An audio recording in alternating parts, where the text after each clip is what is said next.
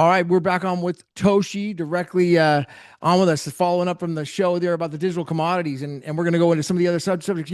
Let me just share my background here. I mean, I was actually flying out there to the UK and London to meet up with you in the fall in October, and my flight got stopped at the airport and wasn't allowed to board the flight because of a retina scan that they told me I had to get, and I objected to it. I did a video on it at the time, and it turned out that I couldn't get on the flight. I got rerouted to New York. And then when I got to New York, they said, no problem. You board the flight without it. It was without objection, no problem at all. So it was just it was just a stop. I stopped me from boarding.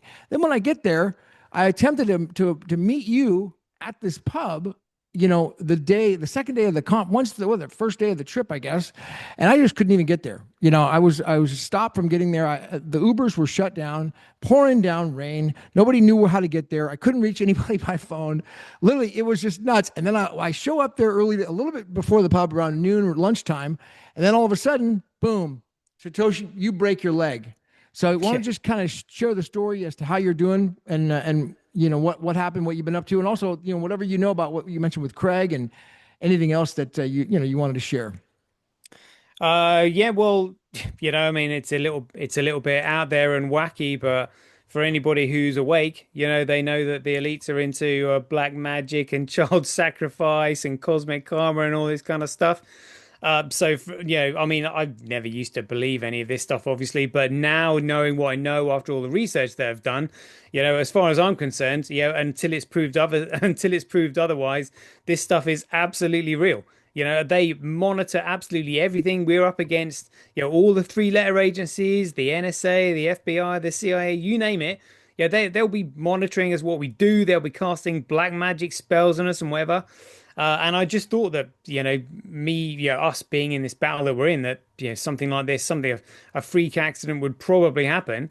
And literally, I was just walking outside the Tower of London and literally trod on the only two cobblestones that hadn't been maintained, that were at an angle. And because it was a slightly moist, damp day, my foot slipped and I went straight down on these raised cobbles that were only raised by maybe about an inch.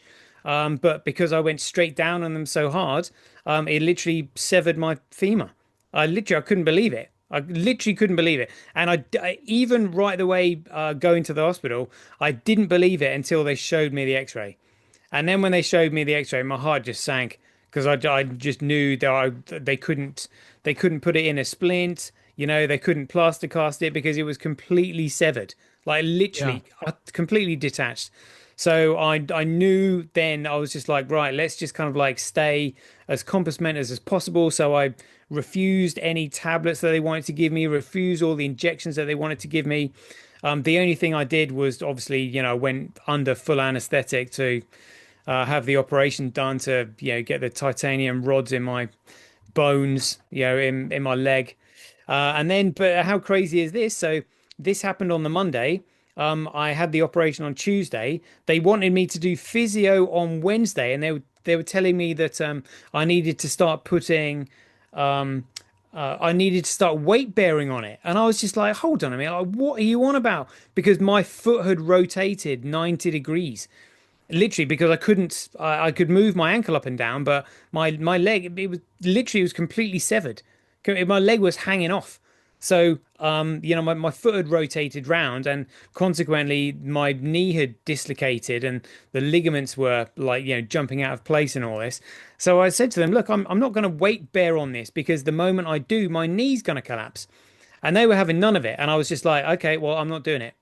And then because I refused to do it, they then discharged me the following day, and I was like, "This is absolutely insane." I was in so much agony. My knee was dislocating, but I thought, you know what? If you want me out of here, that's probably the best place for me. I'm gone.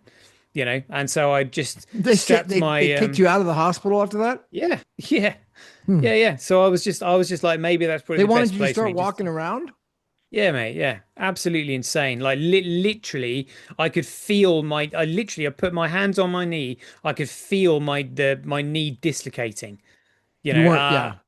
it was absolutely insane, mate. How you So doing now? yeah, much better, much better. Doing my own physio because I know what I'm capable of. I was strapping my knee up to make sure that the ligaments didn't come out of place. They're fine now.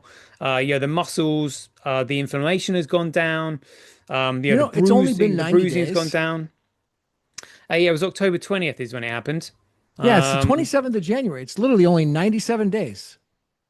yeah, Doesn't it like feel just a little over three like a months. lot more time has passed than that? It certainly feels like a lot has happened It does. since then. Yeah. Yeah, it's crazy, mate. But you know how you were saying that you had troubles, getting your flights. They wanted to do a retinal scan and all that. I've had the same problems whenever I purchase train tickets with my card. So now what I do my best just to do everything via cash transactions because I know they're monitoring me. Yeah. I So how just about know this it. Ghost, the Pod Ghost podcast? You said you went down there and they've got millions of views now. How's that doing? Yeah. So the YouTube algorithms are suppressing the figures, but the chap who does this that makes reels from it, he said the real viewing figures are off the charts. He said he's never seen anything like it. So he said, well, if you're looking at the official videos, you think, oh, they're not doing all that well. But he said the thirst for the knowledge that I'm giving out there is massive. He said they've cut three reels and each reel has got over 1 million views each. And We're they were getting so many views that Instagram started actually taking down the viewing figures from the public, so the so you reels are couldn't on see any views. Instagram. Their reels are on Instagram and TikTok. Holy moly! Yeah, Wow. yeah, they're huge. He's also had really famous sportsmen contacting him, and he reached out to one of them and said, "Look, I've noticed that you followed me. Why are you following me?" And he said, "Oh, well, I saw this guy called Sir Toshi on your show." So it's getting out, and these are literally A-list celebrities who Right. have Well, been everybody reaching out to him. who's watching and following up on this, the reason I'm doing this show, well, as a follow up to the digital commodity one, is if you watch on my channel, if you haven't already subscribed, please do because you're going to find out like that I'm helping to champion and basically spearhead this what's called the Great Bitcoin Flippening because that's what we're getting everybody prepared for here. Like at least so the average person has notice an opportunity, and even this rich people that followed you on this show that hey look I had a guy on from BTC on a show on Sunday on the space and he told me a fintech BTC guy pure BTC only he said there's a from his perspective and this is coming from a BTC 25% chance of the great Bitcoin flipping he believes now you and I will say it's 100% but it's a 25% chance from their perspective potentially. So if you think that's not, if we're just joking around here, no, this is real. This is real. What do you think about the flippening, Satoshi?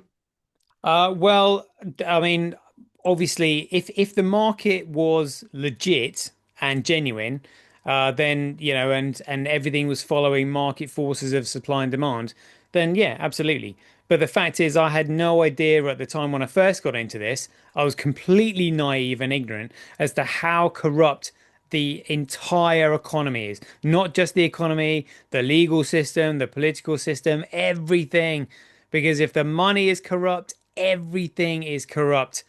And whoever it is that is controlling the financial system by committing securities fraud on us and asset stripping us, well, they're going to become more and more totalitarian because they obviously don't want their fraud to be uncovered. So, this is why they're starting to tighten their grip and, the velvet glove is coming off and sort of showing their iron fist. And it's just like, whoa.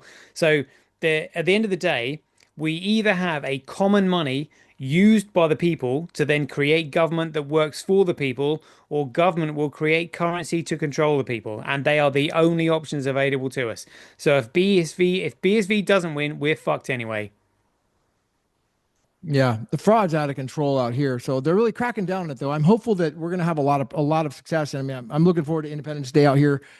It's going to be a big deal. But let me shift back over to Craig. You mentioned something we started that Craig got into a motorcycle accident, and it was you think it's maybe divine that somehow he survived. It was serious. What's the deal with this? Oh well, yeah. So he said he was riding along his bike, and then a utility truck came from out of nowhere. I mean, that's classic. That's a classic cabal hit. Make it look like an accident and all that kind of stuff. But he said he was just literally just riding along his bike, minding his own business. Truck comes from out of nowhere, dislocates his shoulder. I mean, that could have been really serious, really serious. I mean, I won't give away too many secrets as to why I suspected something serious had happened, but yeah, there were telltale signs from my point of view that I saw, you know, that I where I suspected something might be, up, and I was right, but thank goodness he survived. And then I've had this happen to me. You've had your incidents. It's not coincidence, mate. Call me a crazy conspiracy theorist. I don't care. Well, to give everybody hope and a little bit of faith. I mean, I have my faith completely restored now because of well, I mean, I've always had faith, but at the same time, the Carlson podcast with Jeremiah John, somebody should go watch it, check it out, because it shows you and proves the Shroud of Turin was actually the resurrection of Christ himself, and basically proves John 3:16.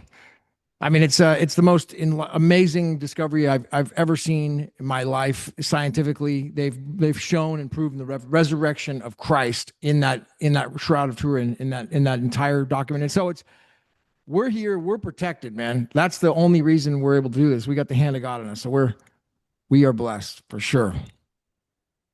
You know, um. So, dude, Let's hope so.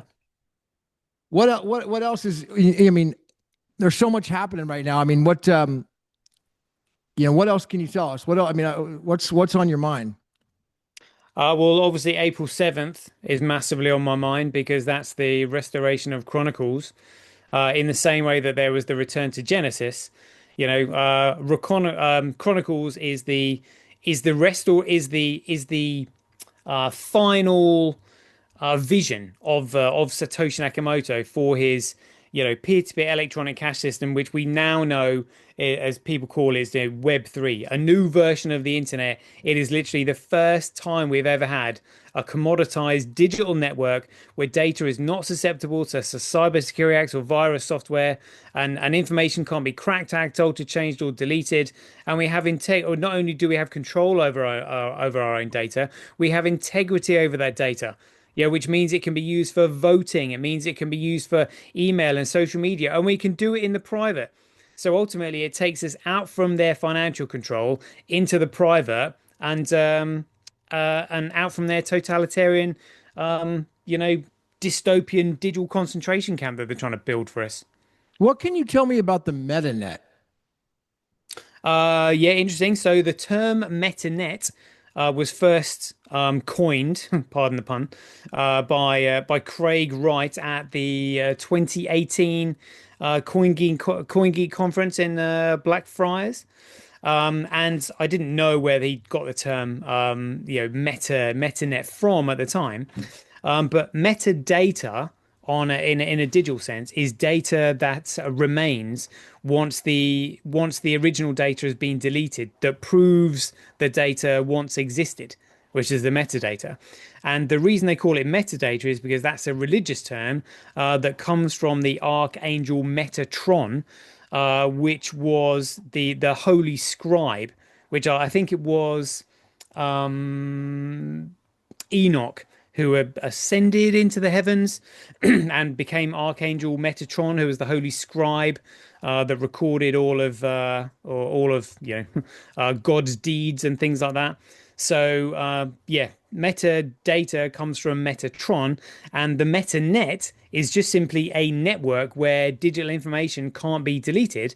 So a suitable name for a digital network that where information can't be deleted is a Metanet, because it's effectively like metadata that can't be deleted. Hmm. So it came from the 2018 conference that he did in Toronto. That was Yeah, I actually in think London in London. 2018. Okay. Yeah. Yeah.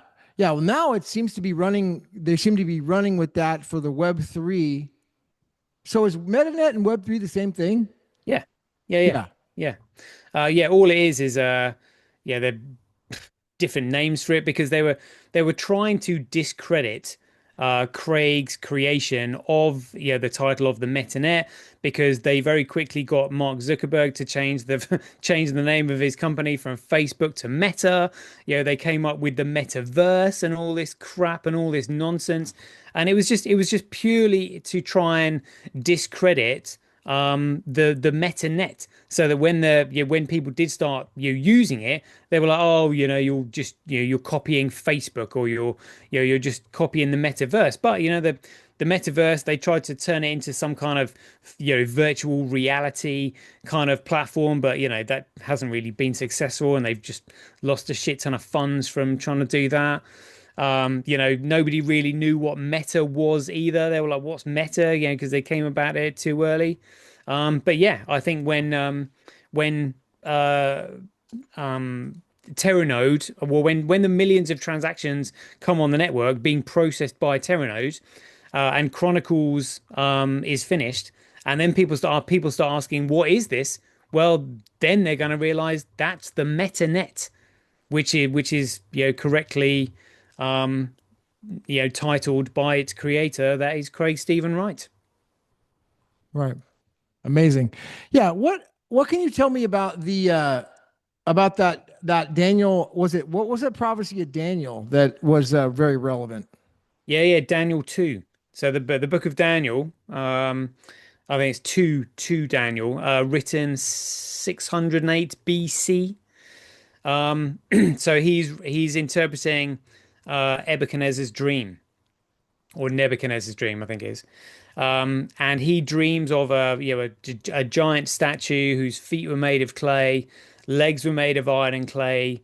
His midriff was made of bronze, the torso was made of silver, and the head was made of gold. And a rock, quotes here, made of non-human hands, so in other words, a commodity, comes down the mountain and smashes the base of the giant, and the giant just crumbles to the ground, and the gold and the silver and the bronze and the iron and the clay are like chaff on a sun-drenched floor, and get blown away into the wind and never seen again. So the only way that gold and silver would never be seen again is if they are used in the financial system, and then they're never used in the financial system ever again. And the gold and silver and other commodities won't ever be used in the financial system if the world starts running on the Bitcoin standard. On Bitcoin. The world is going to run on Bitcoin. Gold and silver will not be used anymore. Which means their speculative market price will then crash enormously back to their commercial price, which is just simply the price you'd expect to pay for their supply and demand if you were actually using them in products, rather than people using them as a Ponzi scheme and restricting the supply by buying it for no reason other than to speculate on it. Hmm. Right.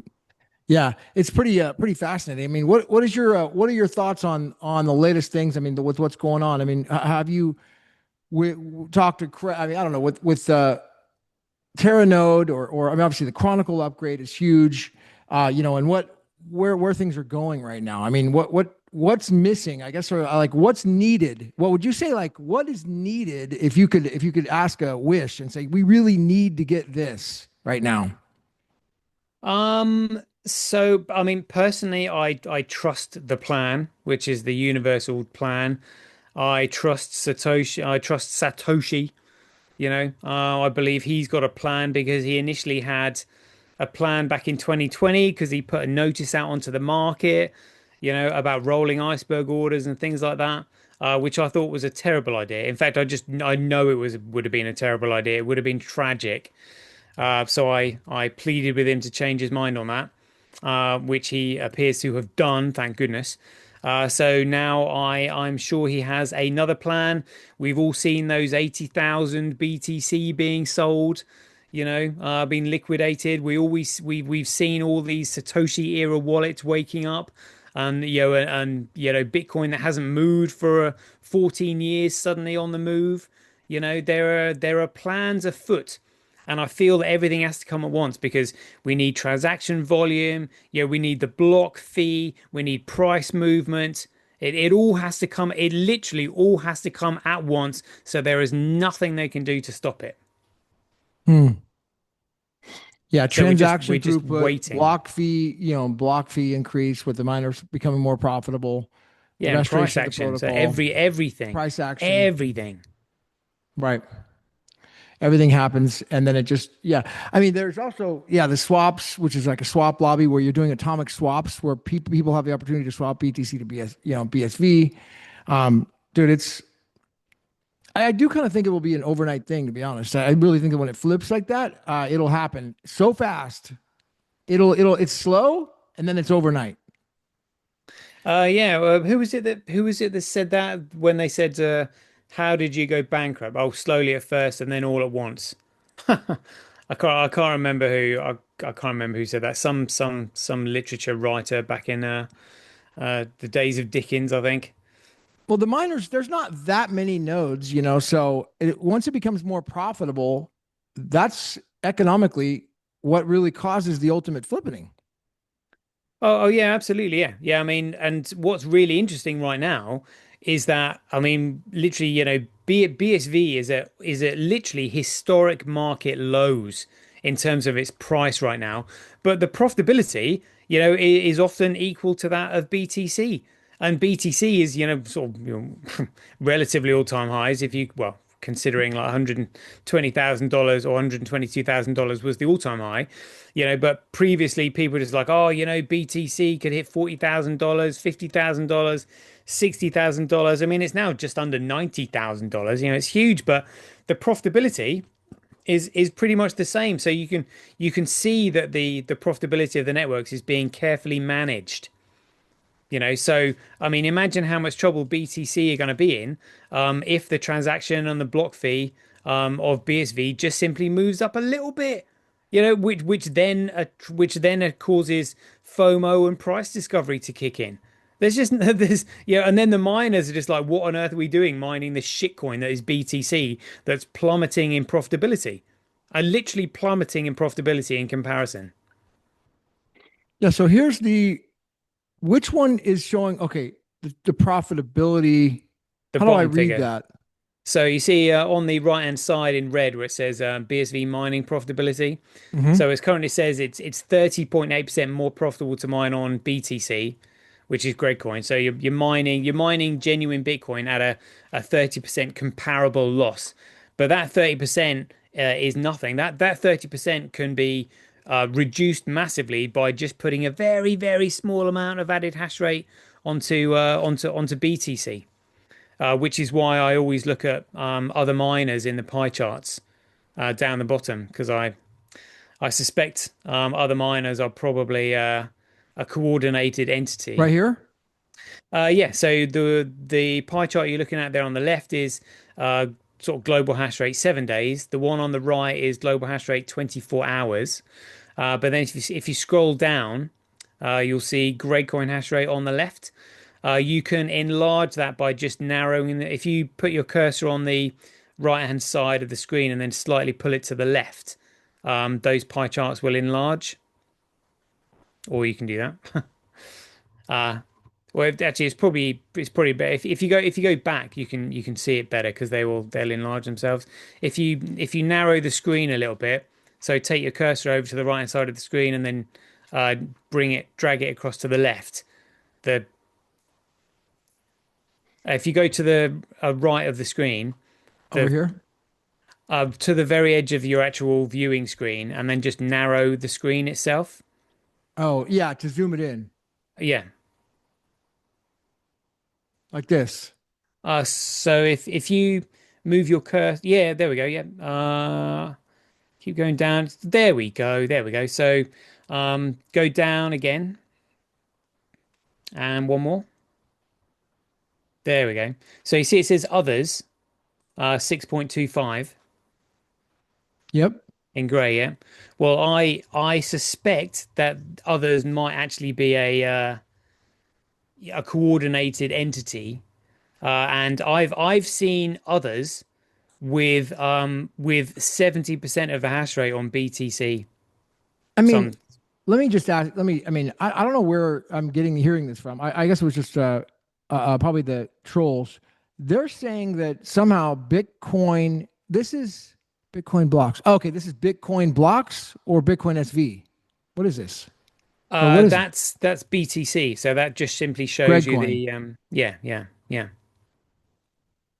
So So other other miners could just simply put, one or two, 1 or 2 percentage points more hash rate on BTC, and that profitability, your margin would just collapse.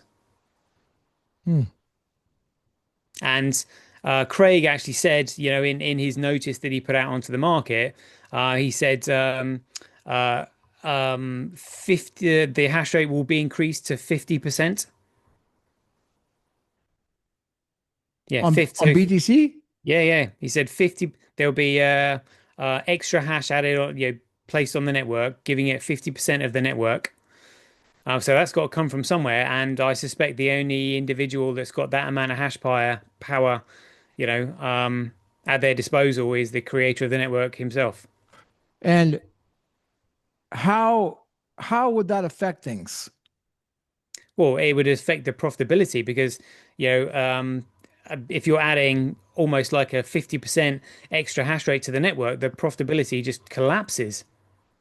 Because one whale comes in and mines at Yeah. 50% of what's being currently mined. Is that what happens? If you're adding another 50% of the hash rate on there, the profitability absolutely plummets. Imagine you got a massive miner on there, you know. One whale, yeah. If But Satoshi comes, if Satoshi starts mining at 50%. yeah. So like I said, I suspect other miners is probably a coordinated entity. Read into that as you will, Hmm. you know. Where's the and which one is the Bitcoin? Oh, here we go. E, here we go. You got one, two, and other. I see. There's others. Who are all these other people? Well, exactly. Like I said, I suspect that they are a coordinated entity. 59% of other people are mining Bitcoin SV. It doesn't show Uh, who they are. well, will see. So CoinDance is actually being a bit underhanded there, because if you go on to actually if you go on to What's on Chain while we're here, just log on to whatsonchain.com.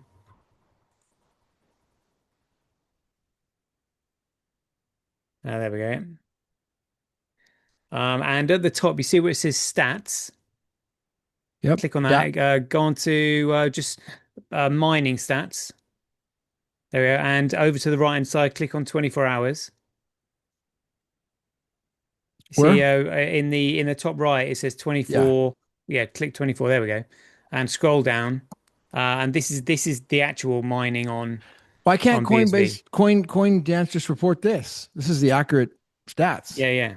Well, I mean, CoinDance, would you believe it, has actually also attempted to delist BSV off their own site, Mm. but everybody kicked up a fuss, so they're clearly, controlled by nefarious entities.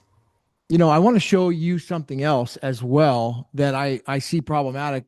Coin market. I was thinking about suing these people because if you look at this, first of all, you look at Greg Coin. Here's Greg Coin here, and it says how many Greg coins are there. You got, where's the cap on this? Oh yeah, circulating supply, total supply 21 million. You see that? Yeah. Now, if you go here and they've got, I'd like to ask you what the story is on the straight up B if you happen to know about it, what it is. You see here, they have it inappropriately labeled that it's got an unlimited or unknown supply. Oof. See that? That's outrageous. Yeah, that talk about the. I mean, I was thinking about filing an action and finding who these people are because they need to fix that. That is just genuinely Well, deceptive. it was Binance that bought out CoinMarketCap. Yeah, Bitcoin has an unlimited supply. What? That's not right. Yeah. Yeah, No, that's I mean, if I was a outrageous. newbie and I saw this, I'd be like, oh, I'm not interested in that. It's got unknown. Oh, it could be unlimited. They're just printing it like crazy. Yeah, exactly. Yeah, it's ridiculous. What's the story on the tickers with the B's, the straight up B, and then the crooked B? Yeah, so obviously when Craig first the first logo that Craig ever designed, was a gold coin with the letters BC in the middle. He later altered that and came up with the B with the two lines at the top and the bottom. And then 1 year, I think it was the 3rd of January 2000, 3rd of January 2010. Also, it was the first anniversary of the release of the Bitcoin white paper. Somebody else in the community, in fact, I think he's got a similar name to someone else. I think his name was something like Ben Armstrong, but not to be Bitcoin confused. Ben? No, no, no, no. So his the guy who created it was called Ben Armstrong, not to be confused with Ben Armstrong from that crypto channel. Whatever he has, I can't remember what. Bitcoin Boy. Is it Bitcoin? Bitcoin boy. So I can't remember his name now, but yeah, he had the same name, but not the famous crypto influencer. Yeah, Bitcoin. It's called Bitcoin boy Ben Armstrong. That's the one. He was in a boxing match recently in a cage fight. That's right. Yeah, Yeah, it's not. I don't think it's Bitcoin Boy. It's something like that. In fact, let me just Bitcoin search for it. boy. Hold on. Here we go. $10 for anybody who can remember what the name of his show is. Ben Armstrong, crypto. Um, Find his name in a channel. Oh, BitBoy Crypto. There we go. Bit boy. Bit BitBoy boy. Crypto. Bit boy. That's it. What did I Bit what did I call him? Bitcoin Bitcoin boy is what we Boy. were There we thinking, go. but So BitBoy. There we go. BitBoy Crypto. I was almost there. yeah, yeah. Wonder if he knows that. I wonder if he knows they're dealing in a Ponzi over there. What do you think about Max Kaiser talking to the El Salvadorian president, convincing him to buy BTC, telling him it was Bitcoin? I mean, do you think that he can claim plausible deniability on that? When I mean that that seems a little deceptive to me. Very deceptive. Max Kaiser is just simply a fool. He's bought a substantial number of coins. BTC has gone up to $80,000. He's become a multimillionaire, and he's just lost his head, mate. It's hubris, pure hubris. He thinks he's right because the number's gone up, but he has no idea about the fundamentals of the protocol that have been changed. No Yeah, idea. I had a space a couple weeks back about a lady came on there asking Max Kaiser all about these questions about Bitcoin, and he just talked in all this what they call what were they accusing Craig of during the trial? They were saying he was talking in what's that speak technobabble. Oh That's what yeah, yeah, Max Kaiser was using technobabble. Absolute nonsense, kind of like yeah. that guy from Cardano. Did you hear about I invited Crypto Kate to come on. I think she's busy right now. Sorry she didn't make it, but she actually got recruited by Cardano from Fox News when she was working in mainstream media to go and study blockchain and crypto or like report on it. Right. She went down there and she says, "This is cool. Can anyone tell me how this works? Or what's this all about? What is a blockchain? What is a chain? What is the chain of digital signatures? Is anybody here an expert?" And they said, "Well, the only expert is this guy called Kurt Walker Jr. You could talk to him." And so she's like, Really? "Okay, great. What, Cardano actually said that? Yeah." Really? Huh, awesome. Well, I mean, they don't have nobody over there knew anything about blockchain or nobody apparently was using the Cardano coin. So That's hilarious. So nobody over at Cardano was using Cardano. Yeah, it sounds about right. That's why Charles Hoskinson is always like makes these videos sat on his own. Techno Scammer. Babble King, Charles Hoskinson. Yeah, yeah. I mean, he just literally just somebody took a picture of him by a whiteboard, and he was involved with the creation of ETH, and then he just went off and created Cardano, where they've got a single miner which is input output Hong Kong, it's a A completely single it's miner? yeah, yeah, yeah, yeah. Isn't it That's why. just a proof of stake version of Ethereum, like just a some sort of a or I mean No, no, it's it's not it's a it's li- it's great literally invention. It's What? not. He's what he's done is he's literally he's ripped off the Bitcoin protocol, but there is a single miner on the network, and they won't allow anybody else to mine it. That's it. Oh, It's an absolute piece of crap.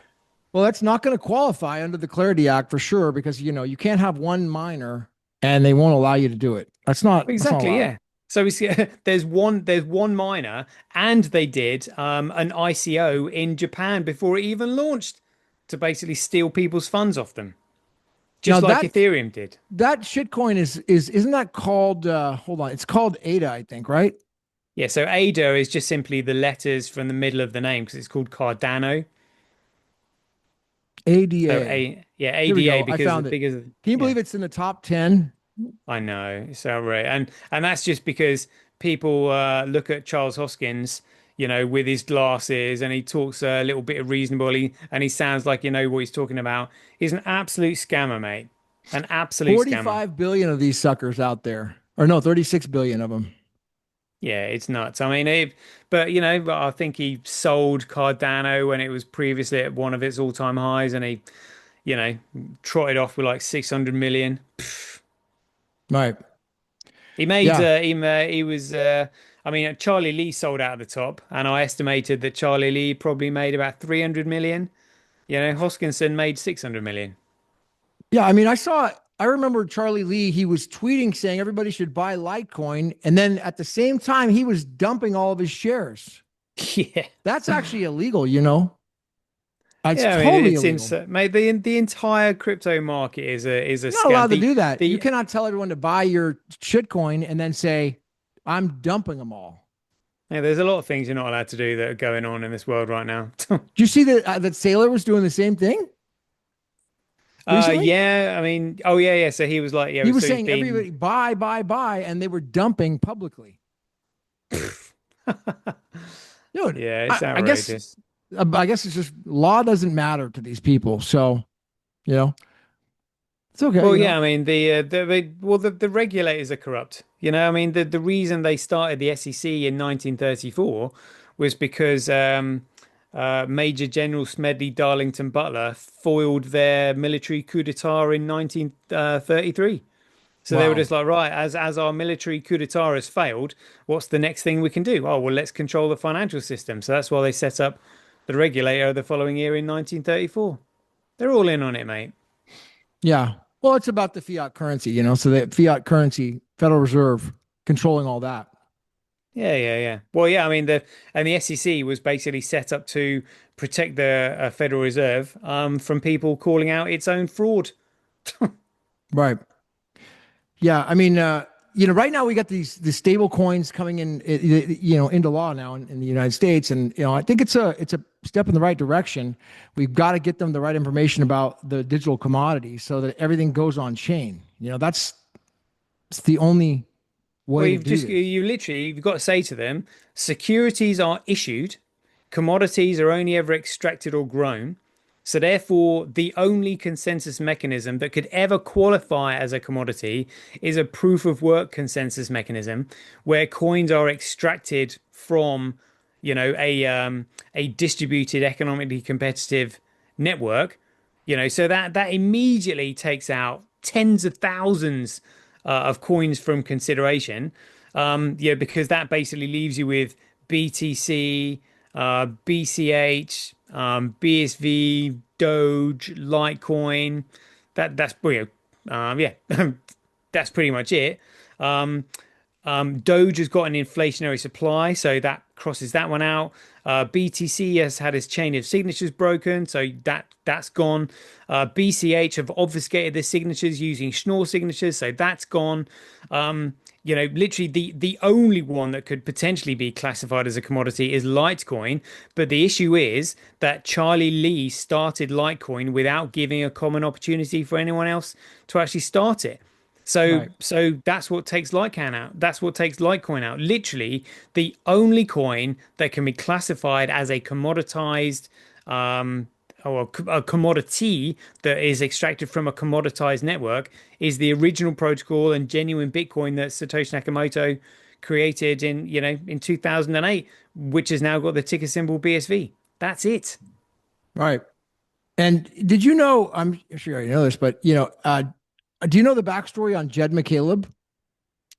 Yeah. So Jeb McCaleb first bought Magic the Gathering. Um, I can't remember if he maybe created Magic the Gathering and then Mark Capellas bought it off him. But Yeah. Jeb McCaleb was certainly involved in that. And then he started XRP. And then, when he left us, when they asked him to leave XRP and gave him $9 billion worth, he then went and set up Stellar. Yep. Which then became which obviously is Ripple, right? Stellar is Or Ripple. I'm sorry, XRP. XRP is the token. Ripple Labs is the centralized entity that controls the ledger that XRP runs on. Stellar itself is XLM. Hmm. So it just He means created Mount Gox. It was an exchange. That's what he did. oh, there we go. So he created Mt. Gox that Mark Capellas later purchased off him, and yeah, Mt. Gox stood for Magic Gathering online exchange. Yeah. Yeah, for these playing cards, but then it turned into the first crypto exchange. Right. Yeah. CTO is Stellar, and pretty sure. So like, see, because Stellar and Ripple. No, I'm sorry. Stellar and XRP are like splits of the Ripple network, right? No, no, no, they're not splits. They're identical. So Oh, literally all it was XRP was created first. And then when he left XRP, he then created Stellar Lumens, which is why it's got the ticker symbol XLM because X just stands for, exchange or transact. And then L is and LLM stands for lumens. So it just means exchange lumens, XLM. hmm. Man. Yeah. Oh, yeah. He's with Jesse Powell and these guys. Fascinating. I mean, I don't know Yeah, how people don't do any research and look into this stuff. I mean, Jesse Powell wouldn't, went on to set up Kraken. yeah. Wouldn't you be a little concerned about Mount Gox? I mean, I don't know. I just find that Mount Gox wasn't didn't do so good now, did it? Well, I mean, yeah, there was a massive hack, I mean, that's what it was famous for. Losing millions of dollars worth of Bitcoin that was apparently extracted from one of their hot wallets that wasn't being looked after, but I mean, people suspect it was Mark Capellas. I mean, what's funny is that Craig knows everything. Craig has oh, literally been monitoring the Bitcoin network since day one. He knows exactly who's done what. it would be cool. Maybe we should do a show with Craig because I mean, he's such a high level guy, that like the way he talks is so high level. I want to, I have to talk and maybe, somebody who's got a lot of knowledge on some of the things he has with, it's like the way he talks and writes is so high level that it's like hard for the everyday person to understand what he's saying, you know? Oh, it's phenomenal, mate. Like It's phenomenal. it's I would say that he's got a divine gift to to produce the amount of work that he churns out is just staggering. And at the speed that he does it and the quality that he's able to do it. And I mean that's why he was able to, create and design and build the Bitcoin network. I mean, it's just staggering what he can do. It's incredible. Right. Yeah. I mean, it's a phenomenal masterpiece. I literally find myself, this is going to sound controversial to people. I don't care, but I find myself so blessed to be honored to being alive in the time of Trump, and I do feel that to be alive in the time of Craig, man, just to witness all this. It's Yeah, just yeah. living masters at work. These people are on another level. Yeah, but for all those shitcoiners with shit for brains, they can't appreciate this because they haven't got the intellectual capacity to appreciate it. Yep. Well, people still don't. Well, I mean, I think most people do, but a lot of people still don't appreciate Donald Trump either, man. They still are so they have Trump derangement syndrome. Same thing with Craig. CDS. Yeah. It's on a smaller scale though. But yeah, I mean, the Great Bitcoin Flippening will solve all that, and hopefully that people get get in on it because you don't have to. I you want a Lambo? Oh, okay. Well, if you're just hearing about this now, I mean, can you imagine like if you were brand new and newbie and you heard this information for the first time right now and you actually understood what we were, all the stuff that we're saying, the opportunity in front of you? It's like, Yeah, I think there's gonna well, I mean, I personally think that this is what could actually bring down the cabal, because nobody asked them to go in and corrupt Bitcoin and socially engineer the ticker symbol onto a protocol that they centrally own and control that they told everybody not to use. Because if disputes or controversies arose on it, they'd very quickly find out that it was worthless because they've segregated the digital signatures on it. Nobody asked them to do that. They did it off their own back to corrupt it. And when the masses find out what they've done, fingers, I mean, this is why they wanted Craig to move a coin.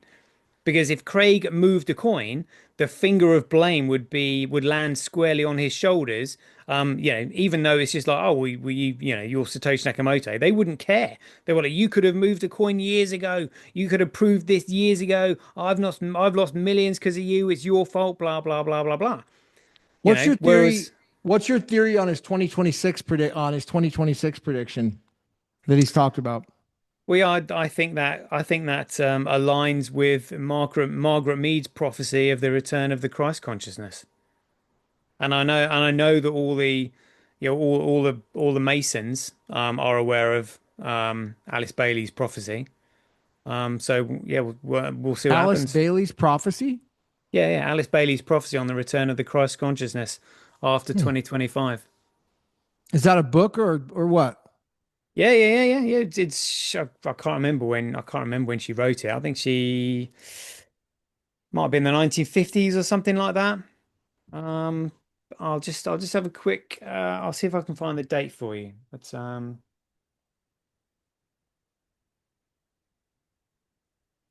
Alice Bailey prophecy. There we go.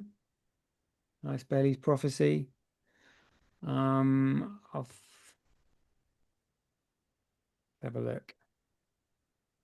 Alice Bailey, huh? Yeah, here we go. So I'll see if I can find out when she wrote it. Could be post 2025. Oh, it says here the majority of her works, which were written between 1919 and 1949. Yeah. Yeah, there we go. Yeah, yeah. So it was, yeah, it was a long time ago. But she said the returning of the Christ consciousness will appear after 2025. Craig was drunk on one of those. I don't know, he was drunk. He was all hyped up on one of those podcasts. And the guy from, it was the Bitcoin Cash days. And I remember that. And the guy goes on there. He's like, he was kind of trolling Craig. And Yeah. then he's like, how much longer is it going to be, Craig? And Craig says, cheers 2026. Remember that? And he, Yeah, mate. Yeah, absolutely. Well, it was when he said that. You try and align these things, and this. I mean, he probably wasn't thinking that I was going to find this, but I was just searching and researching, the return of the Christ consciousness, and this came up, and I was just like, whoa. The Freemasons know all about this prophecy. They absolutely believe in it. have you read the book? Well, I don't know if he wrote it or if it's plagiarized, but somebody wrote it about it was Satoshi's. I think it might be called Satoshi's Vision. It's a book on Amazon. It says it's by Craig Wright, but I don't know if it's actually him. Oh But yeah. that's Is that him. the? It's got like a burgundy red color with a Yeah. gold dragon on it. Yeah. Have you read that? No, I haven't, but I I know other haven't people either. that have. I haven't either yet, but I'm wondering. I mean, I haven't had a chance to get to it, but I should. But ultimately, I think it was somebody told me it was in that book that he talked about the time lock, like the time lock thing. And I don't know. Right. Well, I know. Yeah, I mean yeah, he's done lots of things like like the steganography in the white paper. I mean, jeepers. I mean, there's Two there's so guys, two experts have come out and proven the steganography now in the white paper. Alex Favell, and yeah. then our other friend on X, um, Is it Truth BSV Machine? Casey. Oh, Casey. Yeah, that's right. Yeah, yep, Yep. yeah, yep. two separate versions of steganography, Mm. broken it down scientifically through the math and the way it's written out. That was pretty brilliant, dude. I mean, on how, I mean, we saw that in the trial when he did the steganography. I mean, you remember when they brought in the white, I'm sorry, it wasn't the white paper, but it was the video, and they had it in the thing of him holding up the passport in front of that website, showing that he made the website. What was that one? Oh, yeah, that was when he logged into anonymousspeech.com, Right. which is where he initially purchased the domain name bitcoin.org Yeah. and the hosting facilities for 2 years. And he Yeah. had that video, sent it to his attorneys, had it all Yeah. set in there, and then Judge Schmedley wouldn't let it in. He said Yeah. that's irrelevant. Absolutely outrageous. Absolutely outrageous. I mean, that's tampering with evidence. Yeah, there's no excuse for that other than utter corruption. We can't let that in. It's like only like one of the most important pieces of evidence of the whole case, right? Like, Yeah. Yeah, I mean the whole thing was just an absolute mockery. The whole thing was contempt of court. Yeah, there was no jury there. It's an administration process. You know, the whole point of the legal system is to protect it, the whole point of the legal system is that the only purpose it serves is to protect the city of London and the central bank. I went out There's there after you had busted up your leg there. We had a tour of the entire courtroom and the court facilities, and we had an expert, a barrister there, one of Judge Miller's buddies, giving us a tour. Wow. And I don't have it on video, but I have some pictures. And he was talking all about it. So he's giving us a tour. He knew a little bit about the case because it was like mainstream news, but at the same time, he didn't know all the details. And so Scott 369 BSV is there, and he starts just dropping massive questions on him. And he's like, "So what about this case?" And he was just breaking it all down, like what happened in this case. And this guy starts like really kind of getting uncomfortable, because he's like, "Whoa, if this is true, this is problematic." I mean, because you remember when Judge Miller made the ruling and he hadn't even read any of the paperwork yet, and he already made up his mind. He just ruled from the bench. Yeah, he had already ruled from the bench, and he never even read any. That's like, even I think I asked that guy that. He says, no, that's not how it works. They always read the paperwork first. They're not just going to rule on it. I said, well, this must have been the one time in the history of London then, because this guy had already made up his mind. Yeah, it was absolutely. I literally couldn't believe my ears when I heard him say that. I mean, Yeah, I couldn't either. I was like, they'll at least give it time, right? Yeah, the criminality was beyond the pale, and also, you had Copa's lawyers, literally calling Craig out as being a liar and saying, "Oh, that's not true. This isn't true. You forged this. You forged that." Well, the fact that Craig's lawyers didn't object to that meant that the statement still stood. They should have been standing up literally every 5 seconds saying objection. Absolutely. Well, just so Absolutely. people who aren't familiar with the very outside of the case was completely should have been a mistrial at the beginning, because the Madden report was never rebutted. Remember, Edgar Hansen, who was then found criminally in contempt, he completely hijacked that case because of the controlling the expert. So he was managing the case for Craig. Yep, Craig could have done better at the time of hiring a case manager than Edgar Hansen. That was a mistake. Well, Edgar Hansen was the CEO of Enchain at the time. At the time, he was CEO of Enchain, and he was managing the case. Remember, they're doing the mock trial, and he was dressed up in the wig and all that. And he was supposed to be getting the expert to rebut the Madden report, and it turned out that expert was working with Copa. He was compromised expert, and I don't think he was working with Copa, but he agreed with everything in the Madden report. So then Craig never got a chance to rebut it. He brought in another expert at the last minute, remember? And there was Shoesmiths. The last minute. Well, not Shoesmith. Well, maybe it was a different expert at the last minute, but Madden wouldn't hear. Miller wouldn't hear about it. He says, "It's too late." He didn't want to hear about it. So right there was a problem. It was a mistrial. Right? It was problematic from the get go with that.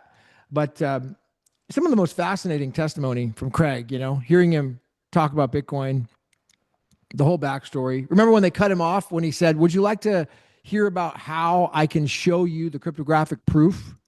Yeah, yeah, they didn't want to hear that, did they?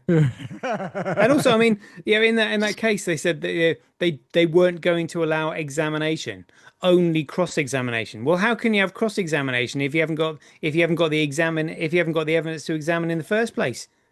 I was absolutely insane what went on. Absolutely insane. I've Yep. never seen And then anything like it. yeah, I mean the other, what about the criminal contempt? Now, do you remember when he was almost put in contempt of court and he had to leave the country? Yes. Yeah, yeah. Yeah.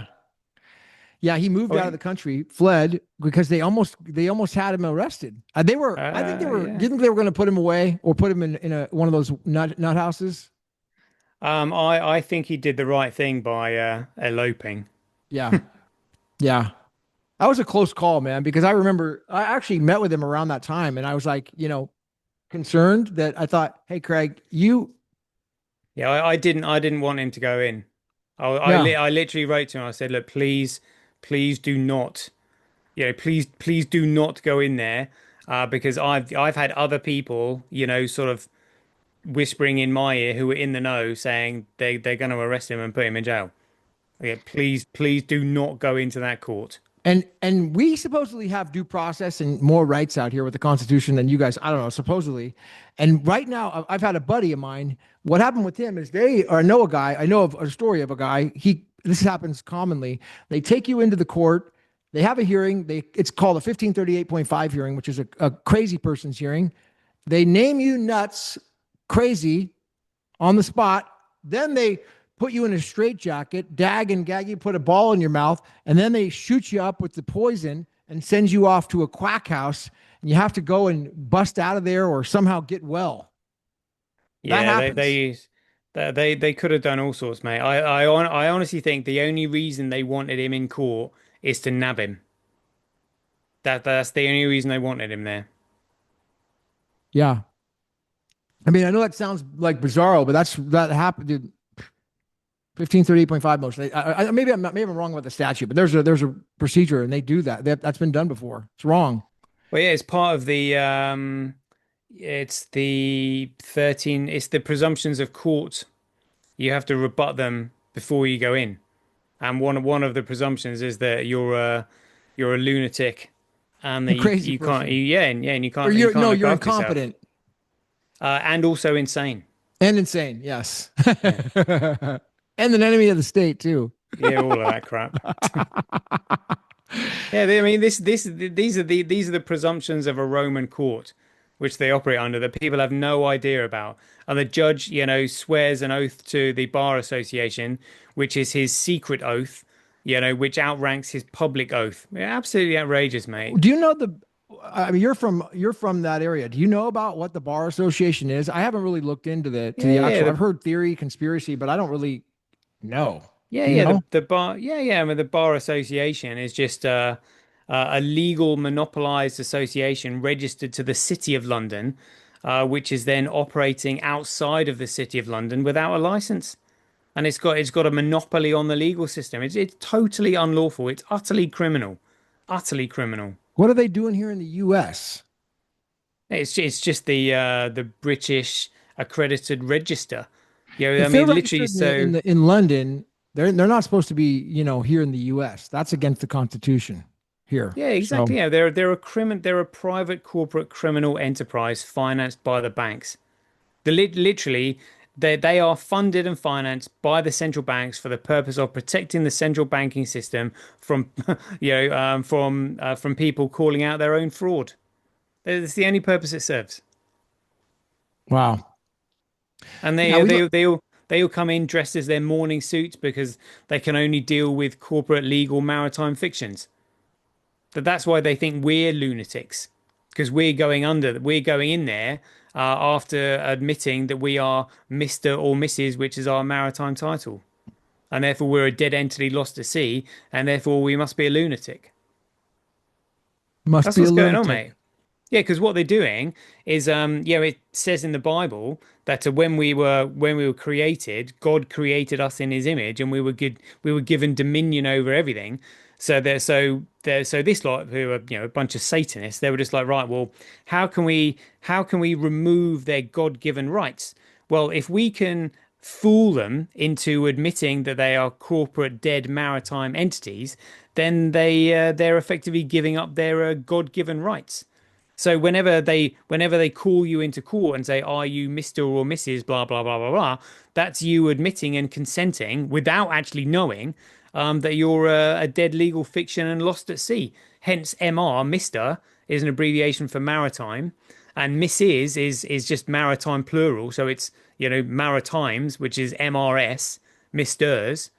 That's it. Yeah, and it's written in all caps, which means it's American Sign Language, so therefore it indicates you're a dead entity. People just don't know this. They know this, and they're just like, well, ignorance is no excuse. The fact that you don't know this, that's not on us. That's down to you. We never told you or forced you to use your maritime title of Mr. or Mister. We just asked you if that's what you were, and you said yeah.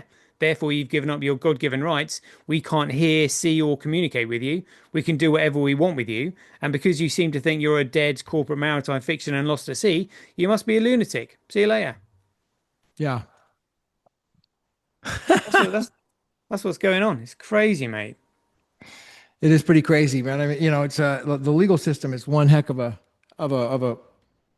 crazy spot. Well, we have constitutional protections here, but it's you've got to really Not be able to. not if you're a Mr. or Mrs. And remember, the only way you can get a passport or a driving license is if you use your birth certificate, and it says on the birth certificate this is not to be used as proof of identification. Yeah, that's the only way you can apply for a driving license and a passport, and your driving license and passport comes in your maritime title of Mr. or Mrs. And that's how they've got you. It's a blessing and a curse. It can be a blessing and it can be a curse. I think the curse is where you don't understand the separation, and the fact that there are two separate entities. Me, I'm living here in my body. You're talking about a legal fiction. That's different. So Well, it says actually in the solicitors regulatory authority. In fact, they cannot contact you because. So this might be interesting for your show. So the magic words are, and this is their words: you are the chief executor, sovereign king, and who they said that? cannot. So this is their words. So if you say, "Oh, I'm a freeman of the land, I'm sovereign," blah blah blah blah blah, they won't listen to you. But if you say the magic words, "I am the chief executor," which is the executor of the trust, which is your Sestu KV trust, "I'm the chief executor, sovereign king." This is their words. They cannot. You rank above them. You are no longer accepting a title that they're trying to apply on you, which is illegal conversion. It's constructive treason, which is what they're doing. They cannot. How you must say, how dare you try and communicate with you? Don't you ever put a maritime title on me? I'm the chief executor, sovereign king. Do you understand? They have to say yeah, and there's nothing they can do because that's how you get out of their maritime legal fiction bullshit. By stating categorically, I'm the chief executor, sovereign king. They're the magic words. First time hearing that. Yeah, mate. There's not a lot of people know that, but they are the magic words. If you say I'm a free man on the land, I'm sovereign, I'm this, I'm that, They might but put you in a straitjacket or arrest you. exactly. But if you say I'm the chief executor, sovereign king, they will not touch you. I don't know. I'd like to see that in court. I'd like to see somebody try. I'd like to see that one. Yeah, but you can't be in court and say that. Oh, where They would you they say because it? you would say outside court. You would Oh, say it if somebody tries to place a maritime title on you outside court. what about when they bring you into court and they say, come into court, and you need to come in, you need to answer their summons or Yeah, their, but or their, they can only communicate with your quasim persona, which yeah. is your dead entity. So therefore, you just simply return that nonsense that they've sent you. Because one, it would come in a windowed envelope, which means it's tainted mail. Secondly, the envelope would be franked, which means it's mail fraud. And thirdly, there'd be a PO box return address, which is a non-contracting address because it's obfuscating their true geographical location. So it's mail fraud. You just send it back. And if it comes in a brown envelope and you open it, well, it won't be signed. They won't sign anything because they are dead legal fictions themselves. They're operating in this maritime bullshit stuff. So even if they send you a brown envelope, which is an offer to contract, well, it's not even, they feel as though they got a contract with you, you send it back saying it's not signed. Therefore, it's not valid. So it doesn't mean anything. Hmm. Sir Toshi, this is great, man. I love it. Thanks for doing this with me and spending extra time on this extra show. So really excited It's all right. to touch base again, man. I'm really happy to hear that your leg is feeling a lot better. Yeah, I'm You know, getting there slowly. you're getting there slowly. So it's yeah, man. And I appreciate all the work you're doing. You know, That's all right. Same with you, keeping mate. Keep it up. yeah. We are in the fight, and it's yeah, knowing this information is what would you do? I mean, where would you be? I think about it, like if you knew all this information and you just sat back and did nothing, could you live with yourself? Would that No. be no, Yeah, no, I couldn't. I couldn't live more. So not knowing what I know now, no. I couldn't. I mean, I still sometimes think to myself, would I have been better making another decision? But not really. I can't. Knowing what I know now, I wouldn't change anything. There's no, and yeah. I have an audio of you at the London conference the day before your incident there, at the Tower of London, and Mhm. it's on my channel. So I'll post it at a link here at the end of this video. It's an audio of you recording at the Bitcoin Palace where you break everything down like a 30-minute story. Mm. Really great show. So Excellent. I'll post that at the end, and I'll post a show you and I did a while back as well. It was probably a couple years back, maybe 2 years ago, maybe more, when I first did a show with you. Yeah, all right. Well, if well, also with the information I've just departed on you there, if anybody is interested in hearing more about that, just get them to contact you, and we can do another show, and I'll tell you some more. Right. I mean, leave comments on this video if you do regarding, I mean, the entire legal industry. I actually think about doing. I mean, I would, I have a lot of shows I've done on the legal industry and the stuff. So it's definitely a fascinating subject. That I have a lot of experience with. So it's a lot of fun, man. It's fun to learn and take action. Well, yeah, and hopefully we'll see each other at the top. At the top, baby. Good to see you, man. Thanks a lot, Toshi. And get on You're that welcome. Pod Ghost podcast. Everybody check it out. Some viral videos on there. So I'll see you at the top, mate. All right, mate. Thanks. Nice one. Good ones.